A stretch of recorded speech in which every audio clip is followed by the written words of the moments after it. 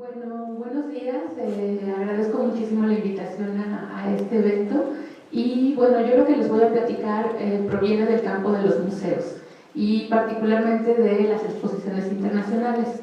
Está pues ligado a lo que César y también Gerardo nos presentaron hoy por la mañana y creo que profundizan en algunos de los aspectos o preocupaciones que ellos plantearon. Titulé esa conferencia Competencias profesionales para la cooperación cultural, hallazgos desde una investigación sobre exposiciones internacionales. Básicamente yo quiero hablar de estas tres ideas centrales, un poquito acerca de los museos como parte de este componente en la cooperación cultural, también qué papel tienen los profesionales en escenarios interculturales, refiriéndome a los profesionales de museos, pero bueno, extensivo a todos aquellos otros profesionales en los campos de la conservación, la difusión e investigación del patrimonio cultural. Y finalmente les hablaré de los hallazgos acerca de este tema que hemos encontrado desde una investigación que hicimos sobre exposiciones internacionales. El primer aspecto, los museos en la cooperación cultural. Bueno, de acuerdo a la Organización de Estados Iberoamericanos para la Ciencia y la Cultura, se define la cooperación cultural como una serie de asuntos que incluyen muchas facetas, pero entre ellos la movilidad y circulación de bienes y servicios, el fortalecimiento de la identidad cultural, la protección de la diversidad cultural y las lenguas minoritarias, el fortalecimiento de los proyectos artísticos y culturales y del espacio cultural de profesionales, ideas, proyectos, el apoyo a las artes, la promoción del diálogo intercultural, la educación, la integración o la cohesión social. Como podrán ver, los museos son instituciones que tienen mucho que ver con cualquiera de estas áreas que está mencionada aquí. También esta organización nos dice que la cooperación cultural se desarrolla en los habituales canales diplomáticos tradicionales que están vinculados a las relaciones entre los sectores nacionales, digamos, gubernamentales y públicos, como ya también lo apuntaba César, pero también mediante la labor de instituciones que asumen de manera formal o informal el trabajo de artistas, proyectos, grupos o instituciones culturales. Nuevamente, los museos son un componente aquí muy importante. Por su parte, varios autores han relacionado a la actividad internacional de los museos también como parte de la diplomacia cultural o las aportaciones al entendimiento intercultural y el fortalecimiento de las alianzas entre países. Los principales museos en el mundo, incluyendo bueno, México y los museos del Instituto, tienen también todo este trabajo internacional de movimiento de colecciones, de intercambio de profesionales, de exposiciones itinerantes que viajan en el mundo. Y se dice, pues los museos juegan un papel clave para tender puentes entre culturas y en dar forma a nuestra comprensión del otro. Por ejemplo, una reciente publicación del gobierno danés acerca de los museos como espacios de aprendizaje social declara que en general los museos podrían convertirse en espacios cívicos para el diálogo intercultural, intergeneracional e incluso entre personas con diferentes creencias. El museo hoy en día ha superado como esta barrera o se intenta que la supere de solo un lugar donde se exhiben los objetos y digamos por su dimensión estética o por su conservación, sino que también haya lugares que sean foros en los que actualmente se discuten muchísimos de los temas más relevantes y actuales. ¿Cómo podríamos, digamos, en qué área se posiciona la preocupación para promover estos aspectos? ¿Y cómo los museos se ubican en este ámbito de la cooperación cultural? Bueno, al menos hay tres ámbitos en los que yo he localizado información al respecto. Por ejemplo, en los propios museos, tanto en sus exposiciones permanentes y programas, con una diversificación de temas, ¿no? Temas que hablan de este mundo complejo y globalizado. Por ejemplo, ahora mismo la crisis de refugiados ha sido tratada ya en algunos de los espacios museísticos en el mundo. También programas específicos que tratan de atender la diversidad cultural para audiencias específicas, o el reconocimiento de los públicos extranjeros y sus necesidades. En museos, por ejemplo, como se analiza, ¿no? En el Louvre, en París, en el British, ¿cuál es la experiencia de estos visitantes que no pertenecen a la cultura y que como turistas acudimos a ver un museo de esas dimensiones con el lenguaje en inglés, ¿no? Las cédulas en ciertos idiomas? Entonces se ha comenzado a atender esta esfera. Otra área muy importante es la de las exposiciones internacionales, porque bueno, se ha asumido ya hace muchísimo tiempo, incluso con estas grandes exposiciones que mencionaban hace un momento de las ferias mundiales, etcétera, que estas exposiciones llevan la cultura de un país a otras latitudes y que contribuyen al entendimiento del otro en este cruce de contextos. También entre los profesionales de museos se comienza a reconocer el papel de la profesionalización que debe haber en los temas de diálogo intercultural y la necesidad de desarrollar competencias específicas al respecto. Hay todo un intercambio, por ejemplo, en la profesionalización y en la capacitación de personas de museos que viajan a otros países para entrenarse, ¿no?, en diversos temas. Yo principalmente me voy a referir a los ámbitos de las dos columnas de la derecha y decirles que, bueno, aún esto es algo que comienza a permear la práctica de los museos, pero que no es algo totalmente extendido. En particular, me referiré al tema de las exposiciones internacionales desde esta perspectiva que piensa que estos proyectos pueden ser lugares que favorezcan el diálogo intercultural y el entendimiento entre países. Ustedes saben y conocen, y también se presentó hace un momento, pues que México es un país muy activo en el envío y en la difusión del patrimonio cultural a través de este tipo de proyectos en el extranjero, en, ¿no?, diferentes latitudes, museos, etc. Los museos que organizan estas exposiciones piensan así, ¿no?, que las exposiciones pueden incrementar la visibilidad de la institución, que pueden maximizar también el alcance de una exposición que se organiza a lo mejor para una sede, y bueno, al replicarla en otras también se está contribuyendo a una maximización, atraer más públicos y diversificarlos. Incluso se plantean como ámbitos para generar recursos o para establecer colaboraciones entre diferentes instituciones. También los gobiernos promueven la organización de estos proyectos desde la diplomacia cultural, y este especialista, Simon Mark, nos distingue dos tipos de objetivos, ¿no?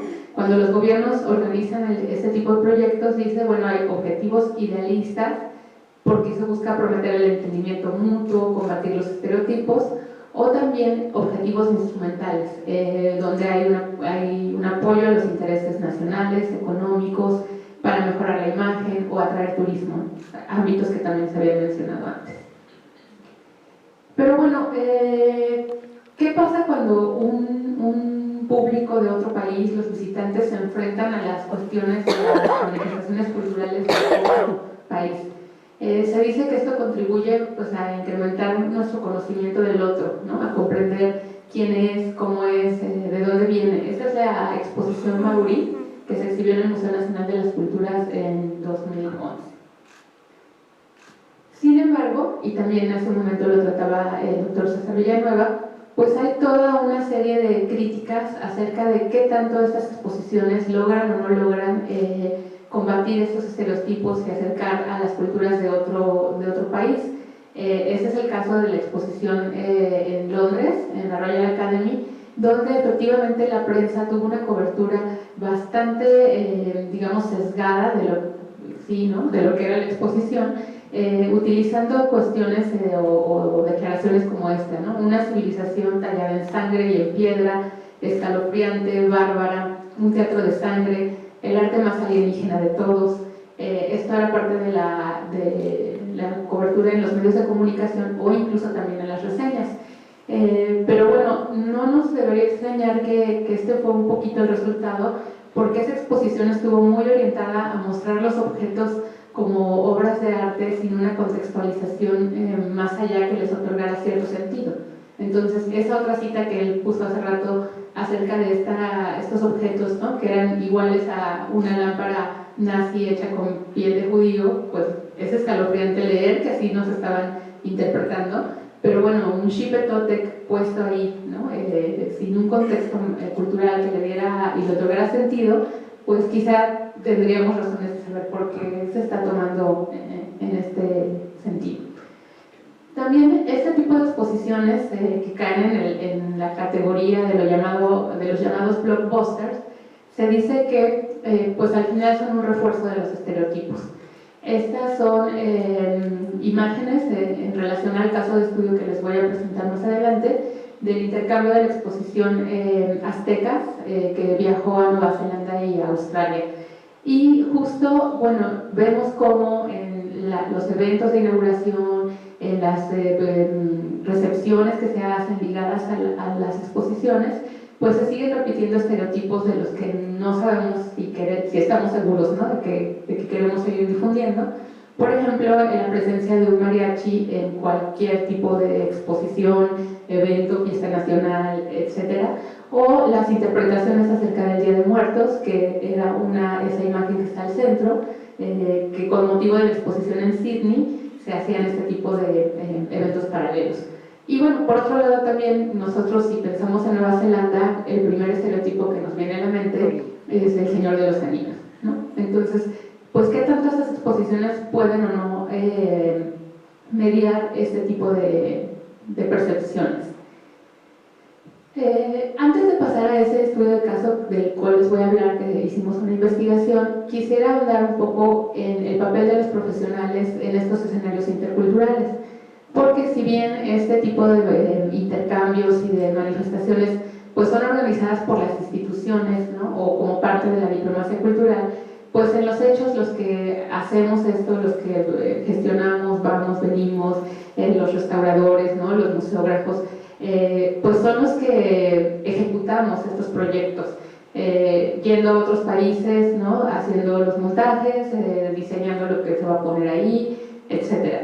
Y hoy en día este trabajo se ha incrementado muchísimo, este ámbito en el que se viaja de una cultura a otra, de un país a otro, en el que acompañamos estas muestras a contextos, ¿no?, como Japón, igual Inglaterra, España o Latinoamérica.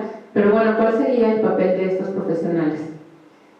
Y esto tiene que ver con nuestro actual contexto también, en el que la globalización, se dice, ha encogido al mundo. Habitualmente cruzamos estas fronteras, nos adaptamos, pero las personas a menudo describen estos procesos como dolorosos o difíciles o costosos, ¿no? Yo sé que muchos aquí hemos o han viajado por cuestiones de trabajo y lo hemos solucionado, pero al final de cuentas, ¿cuál es ese encuentro con otra cultura y otras formas de trabajo y otros estilos, y en dónde están las dificultades o también ciertas oportunidades? En esta relación entre culturas se ha pasado de modelos que eran monoculturales a un modelo que todavía hoy se utiliza mucho y que es este modelo multicultural, y finalmente a otros modelos que hablan hoy en día de la interculturalidad. En esta tabla se muestra un poquito las diferencias entre estos modelos. Hay ya también mucha literatura al respecto, pero bueno, sintetizando un poco, este modelo monocultural es un modelo que era dominante y que postulaba una identidad única, esencialista, homogénea e inmutable. Y la uniformidad, pues finalmente sí provee a los individuos con cierto sentido aparente de seguridad. Por otro lado, en el modelo multicultural, que esto lo han usado mucho los museos y también países, no sé, como Canadá mismo, ¿no?, habla acerca de la multiculturalidad, sí se le da más visibilidad a ese otro por el derecho a ser reconocido y diferente, pero una premisa que subyace es la de estamos juntos pero separados, ¿no? O sea, sí somos multiculturales, te aceptamos, hay muchas manifestaciones, pero al final de cuentas cada quien tiene su lugar y no nos mezclamos tanto, ¿no? Y aquí se fortalece la identidad y muchas veces resalta el hecho de una supremacía, por ejemplo, la identidad nacional, que tiene o se le otorga mucho más valor sobre otro tipo de identidades.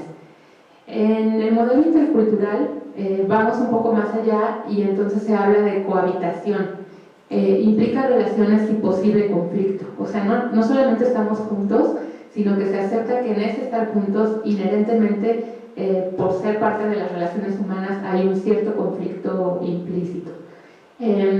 Digamos, por contraste, ¿no?, en el multiculturalismo el territorio es el elemento que otorga la diferencia, pero en el interculturalismo ya se habla de la desterritorialización. ¿Por qué? Pues porque esto de estar, digamos, relacionados, por ejemplo, en redes sociales, a través del internet, O sea, el territorio ya no es tanto lo que nos ancla a ciertas identidades, sino otro tipo de identidades. Entonces se dice que toda identidad es plural, ¿no? Ya no solamente nos podemos decir, digamos, mexicanos por estar, ¿no?, en suelo, territorio de México, sino que también a través de estos nuevos medios a lo mejor nos identificamos con gente que le gusta, no sé, patinar o andar en bici, o, ¿no?, que ya no tiene que ver con un territorio estricto, sino con otro tipo de identidades y relaciones, y que son además múltiples en una sola persona. Entonces, esta perspectiva intercultural también es importante mencionar, no se refiere únicamente a las barreras geográficas o a las relaciones entre personas de diferentes países, sino incluso a diferentes etos o maneras de entender el mundo, ¿no? Yo esto lo veo muy claro, por ejemplo, en museos, la diferencia que puede haber entre la perspectiva de un conservador, un restaurador, y la perspectiva de un museógrafo, ¿no? O sea, son maneras, digamos, de entender distinta la profesión, la acción en la actividad cotidiana, y que nos hablan de cómo establecer esas relaciones con los que son diferentes a nosotros o piensan diferente a nosotros. Ya que estas interacciones interculturales se han vuelto una constante en nuestra vida diaria, ¿no?, incluso en las sociedades más tradicionales, la manera en la que los individuos y las comunidades manejan el encuentro con el otro está bajo constante revisión.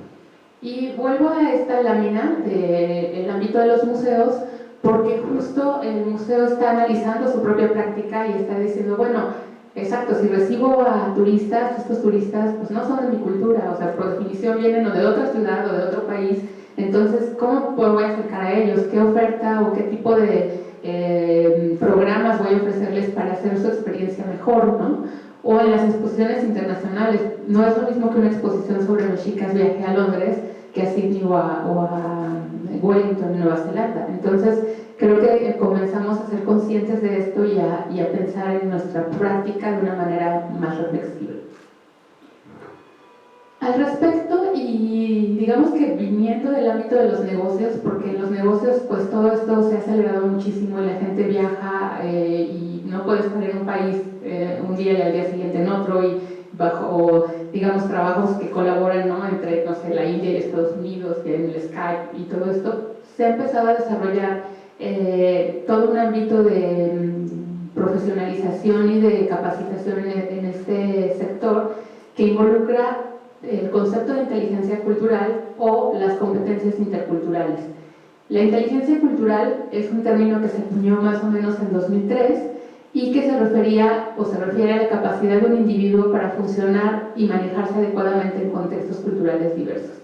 Inicialmente, digamos, siempre se pensó que había un solo tipo de inteligencia, y al paso del tiempo se han aceptado otras inteligencias, ¿no?, como la emocional también. Entonces ahora se habla de la inteligencia cultural y de estas competencias que son habilidades requeridas para navegar ambientes complejos que están marcados por la diversidad de personas y culturas, habilidades para desarrollarse, digamos, efectiva y apropiadamente al interactuar con otros que son lingüística y culturalmente diferentes de uno mismo.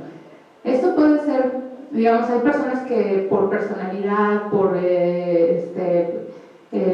su forma de ser, sus valores, pueden hacer fácilmente este tipo de cruces, pero no todos estamos tan capacitados o tan habilitados para hacerlo, ¿no? El simple asunto de no ser adaptable a una comida distinta a la de nosotros, que sí impone barreras cuando se trabajan proyectos que se presentan o que implican, ¿no?, viajar o enfrentarse a otras culturas. Este concepto de inteligencia cultural lo han desarrollado ciertos autores y han puesto en juego 4 dimensiones: unos procesos metacognitivos, que son esos procesos que un individuo utiliza para adquirir y comprender el conocimiento cultural; procesos cognitivos, que es un conocimiento de las normas, prácticas y convenciones que se utilizan en otras culturas distintas a las nuestras; un componente de motivación, es decir, que sí efectivamente tengo una capacidad para dirigir, ¿no?, atención y energía al aprendizaje y funcionamiento en situaciones caracterizadas por las diferencias culturales; o también de comportamiento, es decir, cómo puedo mostrar acciones verbales y no verbales apropiadas cuando se interactúa con personas de diferentes culturas. La UNESCO, en esta publicación que habla acerca de las competencias interculturales y presenta un marco conceptual y operacional, los muestra a partir de esta conceptualización visual del árbol de las competencias interculturales. Y bueno, ellos ponen ahí 3 conceptos básicos que guían como el centro del árbol, que son la diversidad cultural, los derechos humanos y el diálogo intercultural. Y luego derivan, bueno, algunas otras áreas en las que se puede promover estas competencias, digamos que apoyar el desarrollo de las mismas, enseñar, ¿no? ¿Cómo se enseña esto? Pues se puede enseñar en capacitación o en las escuelas, clarificar también qué son estas competencias y cómo nos pueden ayudar a desarrollarnos en este intercambio entre culturas. Algunas de las habilidades que se han detectado, y esto en este informe lo reportan como un hallazgo a través de la literatura, son, por ejemplo, el respeto, ¿no? Que sería simplemente también valorar a los otros, el autorreconocimiento e identidad. Esto implica entender el punto de vista desde el cual yo miro el mundo, aceptar y ver el mundo desde otras perspectivas, ¿no? Tanto en similitudes pero también como en diferencias, escuchar, pero esto se refiere a involucrarse en un diálogo auténtico, o la adaptación, ¿no? Ser capaz de cambiar de perspectiva temporalmente. También la construcción de relaciones, pero que esas relaciones estén, digamos, cimentadas en buscar lazos de largo plazo. Y este es, por ejemplo, una de las cosas que se dice en la diferencia de la diplomacia cultural y la promoción cultural, ¿no? Que la diplomacia sí busca, en efecto, asentar y construir relaciones que vayan a mucho más largo plazo. Y mencionas también la humildad cultural, que es esta que combina el respeto con la autoconciencia. Este marco, digamos, nos ha servido como de contexto para analizar parte de la información que se ha derivado de una investigación que yo conduje sobre exposiciones internacionales y de las que ahora les voy a hablar como caso de estudio. Vuelvo a esta lámina pues para recordar que existe esta premisa, ¿no? Que las exposiciones internacionales pueden ser lugares que favorecen el diálogo intercultural y el entendimiento entre países, pero finalmente esto no ha sido estudiado a profundidad. O sea, hay algunos estudios que cubren este tema, pero no se ha analizado o cómo se evalúa, ¿no? Cómo se evalúan los resultados de una exposición internacional, qué produce, cuáles son sus efectos. Esto es algo que, para lo que todavía hace falta muchísima investigación. El proyecto del que les hablo se llama Diplomacia Cultural, Exposiciones y Públicos, un estudio de caso de la exposición Aztecs, Conquest and Glory, y se lleva a cabo en colaboración de 2 investigadoras, yo y Lee Davidson, de la Universidad de Victoria en Wellington, y este proyecto pertenece al posgrado de museología también aquí en la Escuela Nacional de Conservación y Restauración. El caso de estudio fue la exposición, el intercambio de exposiciones que se dio principalmente entre el Museo New Zealand de Papa Tongarewa en Wellington, en Nueva Zelanda, y el Instituto. Este intercambio fue hecho con motivo del interés de Nueva Zelanda por mostrar una exposición allá de culturas prehispánicas mexicanas.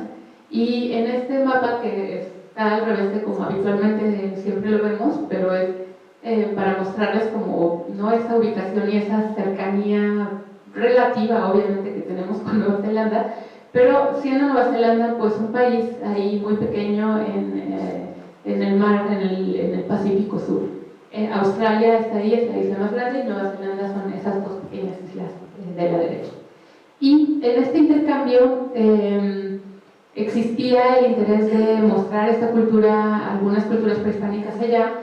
México, el INA en especial, trabaja por reciprocidad, es decir, nosotros mandamos exposiciones allá y ellos nos mandan algo en intercambio, no se cobran rentas por las exposiciones, ¿no? Entonces, esta exposición Etuaque Orgullo Maui se exhibió en el Museo Nacional de las Culturas entre abril y julio del 2012, y paralelamente se preparaba el envío de una exposición mexica a Nueva Zelanda. En Nueva Zelanda actuó como, bueno, el Museo de Papa actuó como una cabeza de las negociaciones para itinerar este proyecto en 2 sedes más, en este caso en Australia. Entonces, digamos que toda la itinerancia quedó integrada por una presentación en Wellington, otra en el Museo Melbourne de Australia y otra en el Australian Museum en Sydney. Este caso de estudio, digamos que nos proveyó como la oportunidad de analizar a profundidad pues qué tanto estas exposiciones contribuyen o no a este entendimiento, qué es lo que los públicos que asisten se llevan y también cómo se colabora entre los diferentes profesionales de museos para integrar esta exposición. El enfoque de la investigación pues revela un poco también de esta relación intercultural, ¿no? Porque la hicimos entre 2 investigadoras de contextos diferentes. Mi colega Lee Davidson, neozelandesa, habla inglés, tiene una relación muy cercana con Te Papa porque la universidad en la que trabaja utiliza como ámbito de prácticas el museo. Yo por mi parte pues hablo inglés, también español y inglés, que es la que nos permitió comunicarnos, y yo estoy relacionado con Elina, además de haber sido su directora de exposiciones internacionales cuando la exposición se estaba negociando en sus primeras etapas. Entonces digamos que conocí un poco el tras bambalinas de esa exposición muy a los inicios, y también me impuso un reto ahora como investigadora pues al tratar de separar esa parte que fue mi participación en la exposición como profesional que la estaba gestionando y hoy en día como alguien que investiga este tema. Algo también que ha sido benéfico, yo creo, es que las 2 hemos visitado el país de la otra y entonces sabemos un poco más del contexto, ¿no? De qué estamos hablando, y ambas estamos interesadas en los estudios de público, pues es la clase que nosotros impartimos en nuestras respectivas universidades. Este trabajo fue un trabajo colaborativo en el que también participaron estudiantes de ambos programas. Por la parte de la Universidad Victoria, Alice Metz, que hizo su tesis de maestría sobre los aztecas y la creación de significados, digamos, a partir de esta exposición internacional, y Rosa Elba Camacho del ENCRIM, que también está actualmente desarrollando su investigación sobre el encuentro entre sujetos y objetos como detonador de este contacto intercultural. También tuvimos que incorporar a 12 chicas de servicio social de la UNAM para la traducción de todos los materiales. Queremos que todas las entrevistas y los materiales estén disponibles en los 2 idiomas, ¿no? Para justo favorecer este diálogo y que no esté sesgado hacia alguno de los 2. El objetivo de la investigación fue analizar hasta qué punto las exposiciones internacionales contribuyen al entendimiento cultural entre países y cómo este objetivo puede alcanzarse de mejor forma, y también comprender los efectos de la exposición examinándola como un sitio de encuentros interculturales, investigando tanto su producción por medio de la práctica museológica como su recepción a través del análisis de las experiencias de los visitantes, y cómo es que estos significados cambian y se reelaboran a medida que la exposición transita de un contexto a otro.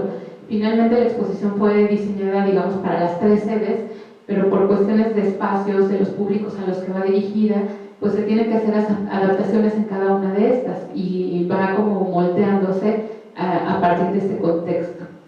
Esta investigación partió de un enfoque cualitativo y de un marco teórico metodológico que pensaba una perspectiva de contacto, ¿no? En esta movilidad y circulación que tenían las exposiciones, y que piensa las exposiciones como un viajero que tiene un hogar y un destino, su propia biografía, y en sus trayectos pues estas van cambiando y responden a los diferentes contextos a los que llegan.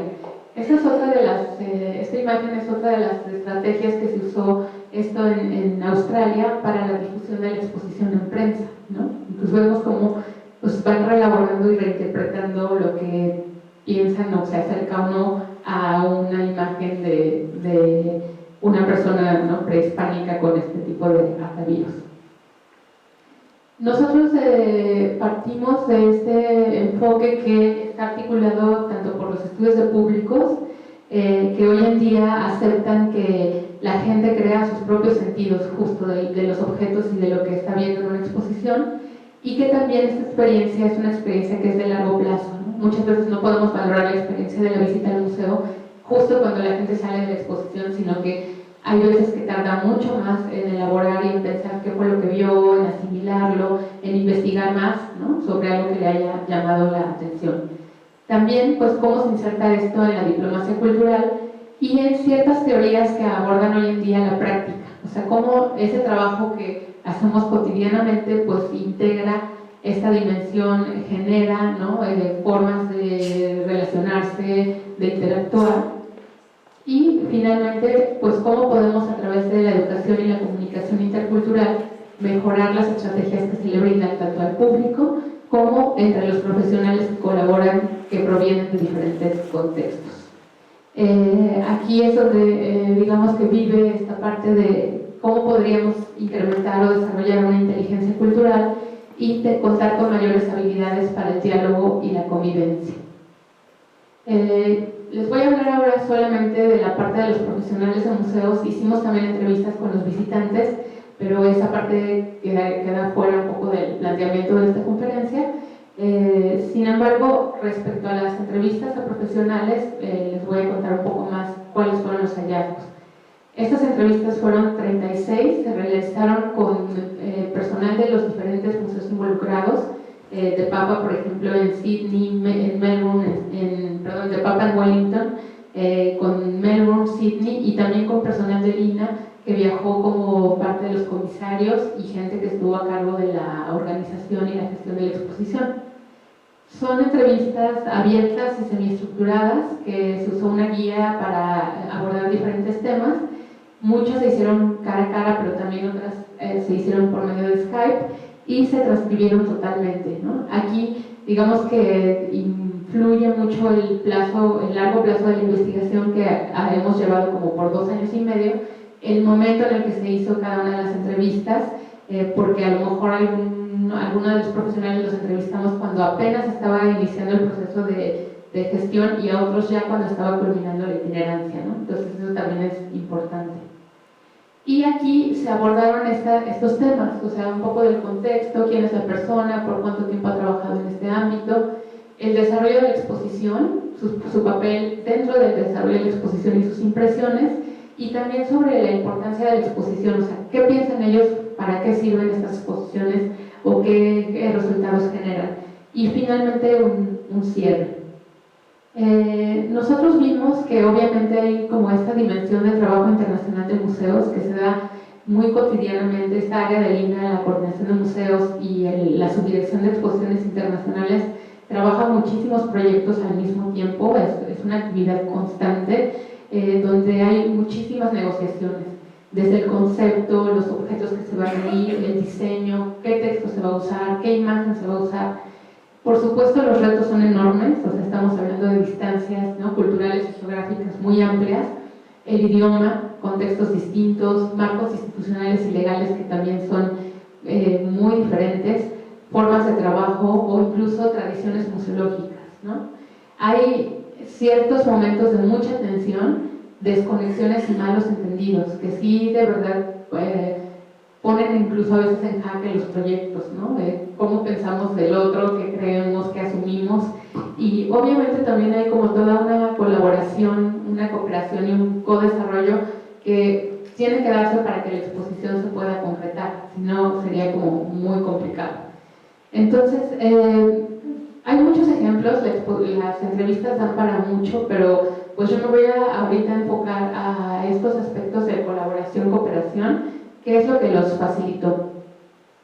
Hay como un primer rubro, ¿no?, que habla de camaradería, o sea, como de buena comunicación. Esto se facilitó muchísimo entre Nueva Zelanda y México, porque en México se había presentado anteriormente la exposición de Orgullo Maorí. Entonces había ya una relación entre los profesionales y ya nos conocíamos, ¿no? Entonces esto fue como muy coadyuvante. No fue lo mismo entre Nueva Zelanda y Australia, o incluso cuando el equipo mexicano llegó a Australia. ¿Por qué? Porque no había como esta relación previa establecida. Justo aquí uno de los encargados en el Melbourne Museum dice que pues a ellos les hubiera gustado tener un mayor involucramiento en las primeras discusiones para comprender mejor lo que estaba por venir, porque hubieran podido construir una mejor sociedad con el INAH y digamos que una relación que inicialmente solo fue entre The Papa y el INAH. Este tipo de modelos hoy en día se usan mucho, o sea, ¿por qué? Porque minimizan costos, ¿no? Yo negocio una exposición con una institución y esa institución encabeza la itinerancia a otras sedes. Se comparten costos, se usa a veces la misma museografía. Fue el caso un poco de esa exposición que mencionó hace rato Gerardo en Canadá, que fue primero a Toronto y luego a Ottawa. Y entonces, en este caso, no se establecen relaciones iguales entre todos, sino que hay una cabeza, ¿no? Y esto, pues, al final puede llegar a complicar las negociaciones. Las relaciones entre Nueva Zelanda y Australia, paradójicamente, ¿no?, aunque más cercanas geográfica y culturalmente, incluso que comparten el mismo idioma, no tuvieron la misma calidad que las de Nueva Zelanda con México. Eso es algo como muy interesante a explorar. También se le da, bueno, vimos en la investigación que hay mucha importancia del encuentro cara a cara. O sea, por más que hoy ya trabajemos con estas nuevas tecnologías y que podamos confiar muchísimo en el email y en las conferencias telefónicas, pues aquí los profesionales nos dijeron que importaba mucho esa relación cara a cara. Incluso valoraron muy alto que al inicio de las negociaciones se tengan juntas presenciales donde esté todo el mundo y donde se aclaren, ¿no?, posturas, puntos de vista, formas de trabajo, y que sea una manera en cómo después se arrancan ya los proyectos y que puedes pasar al email y al teléfono, pero que al inicio sí es muy importante tener este tipo de encuentros cara a cara. Algo también interesante es cómo entre culturas que podríamos pensar tan diferentes como Nueva Zelanda y México, hay ciertas afinidades, ¿no? Ellos decían, bueno, en alguna forma somos parecidos. Este concepto de mana kitanga, de la cultura maorí en Nueva Zelanda, habla de la hospitalidad, del respeto y cómo darle un buen trato al otro. Es algo que ellos tienen muy imbuido en su cultura y que creo que en México pues también, ¿no?, cuando se habla de esta hospitalidad mexicana. Y, por ejemplo, hablaron del cuidado de los objetos. Esta caja que está aquí a la izquierda es una caja que ellos usan para guardar lo que llaman taonga o tesoros, pero que ellos veían que el trato de México y de los comisarios, los restauradores mexicanos hacia el patrimonio era muy semejante en cuanto a un respeto, ¿no?, a un cierto tratamiento que ellos no encontraban de sus objetos cuando, por ejemplo, la exposición de Mauri viajó a Francia al Quai Branly en París, ¿no? Ellos encontraron como muchas diferencias y con México se vieron esas afinidades. Digamos que la práctica maorí incluye ciertos rituales para el tratamiento de los objetos, como son las bienvenidas y las bendiciones. Ellos creen que los objetos después de ese viaje tan largo tienen que descansar y tienen que reposar por cierto tiempo, pero no solo por cuestiones de conservación, sino también por una cuestión ritual. Y estas ceremonias se hicieron tanto en México, que es la foto de la derecha, cuando estuvo la exposición maorí aquí, como en Nueva Zelanda cuando los objetos mexicas llegaron allá. Entonces, los comisarios, por ejemplo, mexicanos, decían que pues ellos habían encontrado que ese trato era igualitario, ¿no?, en cuanto a cómo recibieron objetos que no eran culturalmente maorí, sino extranjeros o de otra cultura, pero que se les trataba con el mismo respeto, ¿no? Y que en ese aspecto, por ejemplo, nos dice Fernando Carrizosa, que estaba en Templo Mayor, hay una similitud muy importante con respecto a nosotros. Tienen un respeto muy grande por sus colecciones y por las colecciones de otros museos. Entonces eso influyó, siento yo, para que cualquier cosa que se requiriera, la gente del museo no se asistiera inmediatamente. Y los comisarios mexicanos comentan que esto no fue como el mismo recibimiento o sentimiento que tuvieron en los museos en Australia. También se habló de cómo compartir ciertas prácticas, conocimientos y objetivos similares ayudan, ¿no? Por ejemplo, la comunicación que podía haber entre restauradores, no importando que fueran mexicanos o de otro país, ¿no?, sino que ahí pues obviamente hay cierto tipo de códigos, ¿no?, y que se crean ciertas empatías entre profesionales de este mismo ámbito, especialmente, por ejemplo, cuando se trabaja bajo presión, ¿no?, que tenemos el montaje con ciertos tiempos súper acotados. Y bueno, hay ciertos entendimientos entre personas, ¿no?, de decir, ok, estamos como interesados o estamos del mismo lado, ¿no? decía que, bueno, ella cree que esto se refuerza, ¿no? Probablemente porque estamos hablando de las mismas cosas. Todos estamos hablando del mismo daño o daño potencial, estamos trabajando hacia lo mismo, cómo proteger mejor estos objetos. Hay también una reflexión y una conciencia sobre la diferencia, ¿no? Estos espacios interculturales se piensa que son aquellos en los cuales las diferencias culturales agregan una capa extra de complejidad a estos procesos de desciframiento de los significados y de la identidad. Y nosotros aquí también encontramos varios ejemplos de cómo los profesionales de museos, de los equipos, estaban confrontados por la diferencia y a través de la reflexión y la negociación desarrollaron nuevas perspectivas y prácticas. Este es un comentario de Mark Kent del Museo de Papa, y él vino a México como parte de las negociaciones de la otra exposición, la exposición Mauri, que vino acá. Y él reflexionó, ¿no? Porque esta entrevista fue 3 años y medio más tarde, algo así, y él decía, bueno, ha sido un largo proceso, una larga curva de aprendizaje. Recuerdo haber llegado aquí muchos años antes y reunirme contigo y con Miriam y Priscila para discutir Etuaque. Entré en la junta y pensé, ok, estamos todos aquí sentados en la mesa para trabajar en un par de horas todo el proceso de la exposición y terminar. Mi enfoque inicial fue aplicar mi manera particular de coordinar el proyecto. Fue muy claro que los proyectos se manejan de una manera distinta en México. Tuve que dar un paso atrás y decir, espera un momento, aquí las cosas se hacen distinto. Pero estas son cosas que damos por hecho, ¿no? Y que nosotros también como profesionales podemos llegar a otro contexto y aplicar esa manera de ver las cosas y decir, así se hace, sin al principio tratar de entender un poquito las diferentes formas de trabajo de cada quien. Raúl Barrera fue el curador por la parte mexicana y él también después reflexionaba y decía, yo creo que lo importante de una exposición es que se haga, que pueda llegar a este público y lo pueda entender. Y esto en particular fue el trabajo que hicieron los compañeros de Nueva Zelanda, porque fue un trabajo en el que hubo discusiones, acuerdos, puntos de vista.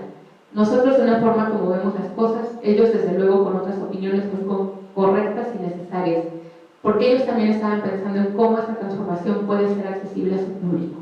¿Qué tanto un curador está dispuesto a negociar y a ceder, ¿no? En pro de una mejor comunicación de estos elementos con otros públicos de otro país que pues nosotros bien a bien no conocemos? Otra reflexión es esta que nos llevó a pensar cómo se veían en México las propias exposiciones, por ejemplo, de temas indígenas, ¿no? En Nueva Zelanda, especialmente en Te Papa, hay toda una práctica en donde incluso los comisarios maorís están a cargo, los cargadores maorís, investigadores en los equipos curatoriales.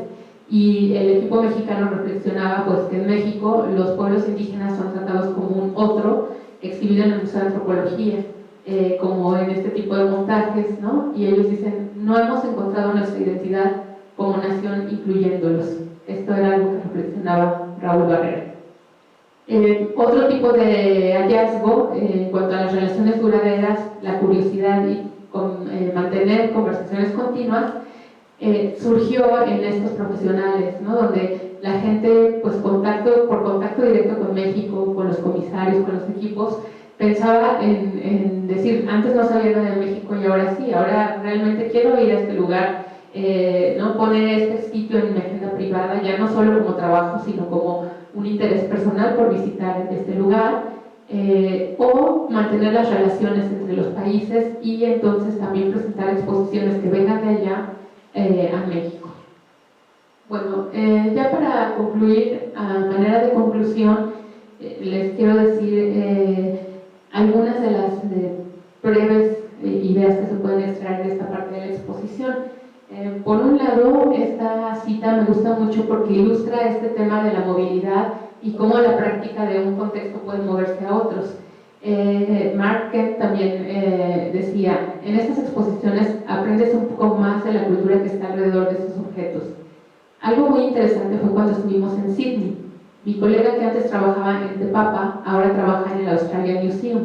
Le pedí que hiciera un karakia, que es la ceremonia que les mencionaba, una bendición maorí por el viaje seguro de los objetos de Aztecs de regreso a casa y que involucrara a los comisarios de Lina y al personal del Australian Museum. Realmente se sintieron emocionados.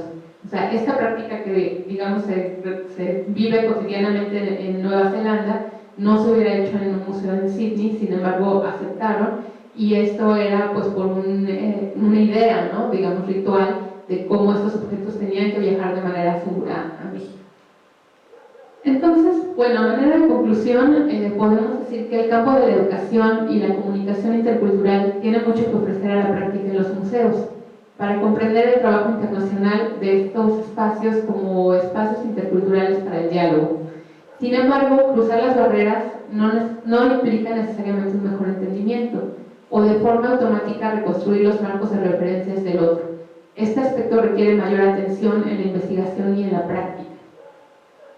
En nuestra investigación encontramos varios ejemplos de competencias interculturales que los equipos de trabajo de estos proyectos ponen en juego, pero de una manera intuitiva o quizá debido a aspectos de la personalidad, o también como estas prácticas museológicas o de los rasgos culturales de los participantes. Pero al mismo tiempo encontramos barreras que inhibieron el diálogo y complicaron el de por sí ya largo y complejo proyecto de una exposición internacional de larga escala.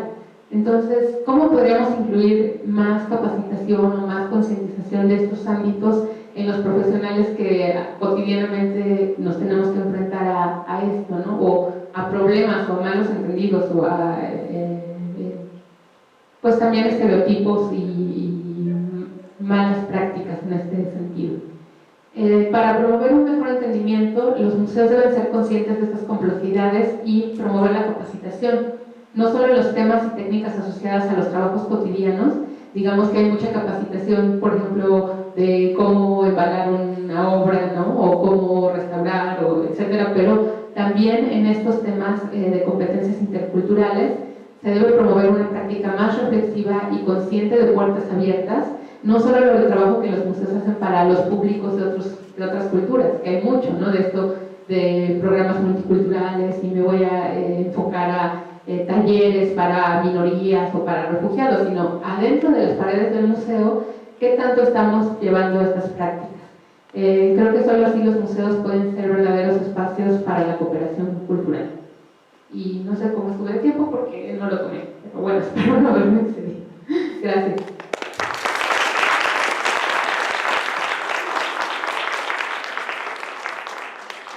¿Alguien tiene preguntas?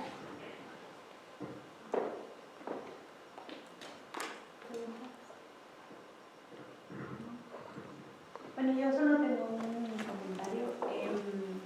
Me parece súper interesante que a veces estamos esperando que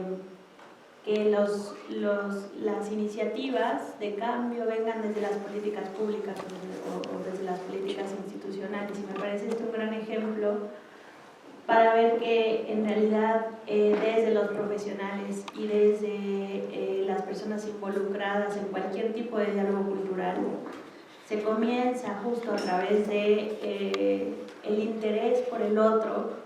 Si estamos esperando que el otro tenga interés en nosotros desde una manera más genuina, menos estereotipada, ¿no? Y entonces a veces, aunque nos gustaría que no se perpetuaran estos estereotipos sobre nosotros perpetuamos los estereotipos sobre los demás, ¿no? Y creo que en la práctica diaria, no solo en el ámbito internacional, sino en el ámbito de todas las culturas con las que nos enfrentamos dentro de nuestro propio país, hace falta un poco más de interés, creo, por conocer la realidad del otro y cómo el otro entiende su propia realidad y cómo ve desde su punto de vista la realidad nuestra, ¿no? La forma en la que nos acercamos. Y creo que a veces en nuestro carácter de especialista tenemos un poco a la condescendencia o al paternalismo, desde muchos ámbitos, ¿no? Especialmente los profesionales, cuando creo que todo podría comenzar desde justo el diálogo y algo tan sencillo como el interés genuino por entender al otro y entonces trabajar en conjunto. Creo que me parece una visión súper interesante la forma en que analizas esta emoción que sienten los profesionales mexicanos en un país que es tan lejano al suyo, en el que se enfrentan a consideraciones o rituales tan lindos, ¿no? Y que tienen por intención como compartir su propia visión de la importancia del patrimonio.